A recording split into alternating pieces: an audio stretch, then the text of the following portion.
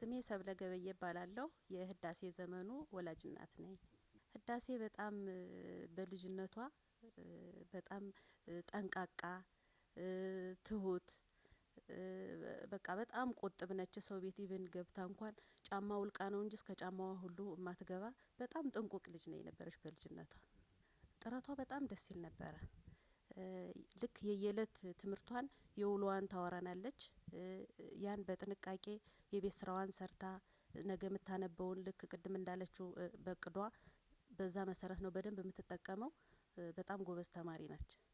የኛ ድጋፍ አስፈላጊ የሆነውን እንደ ወላጅ ለልጅ አስፈላጊ የሆነውን ማቴሪያል በማሟላት በመነጋገር ብዙ ነገሮችን እያወራን እየተነጋገርን ድጋፍ እያደረግን እሷን እያገዝን የሚገጥማትን ችግር ካለ በግልጽ እየተወያየን በቅርበት ነው እያገዝናት የቆየን።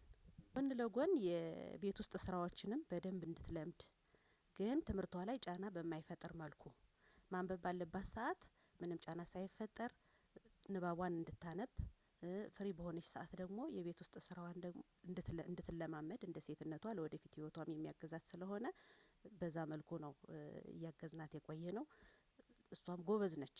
ሁለቱንም አጣጥማ ነው የምትሰራው። የመዝናኛ ሰዓቷ እንዲያውም የቤት ውስጥን ስራ በመስራት ነው የምታሳልፈው። ግን ምንም ጫና አንፈጥርባትም። በራሷ ፍላጎት ግን በጣም የቤት ውስጡን ስራም ትሰራለች፣ ትምህርቷንም ታነባለች በቅዷ መሰረት። ጠብቀው ነበር እንጠብቃለን ጥሩ ውጤት እንደምታመጣ። ግን በዚህ ልክ በአገር አቀፍ ደረጃ ይሆናል የሚል ግምት ግን አልነበረኝምና በጣም ነው ደስ ያለኝ። በጣም ነው ደስ ያለኝ። አይደለም እኔ ወላጅ ሁኜ ሌላው የኢትዮጵያ ህዝብ ሁሉ እንዴት ደስ እንዳለው እያየሁት ነውና በጣም ነው ደስ ያለኝ። እንባ የተናነቀው የተለቃቀስንበት ውጤት ነው። በጣም ነው ደስ የሚለው።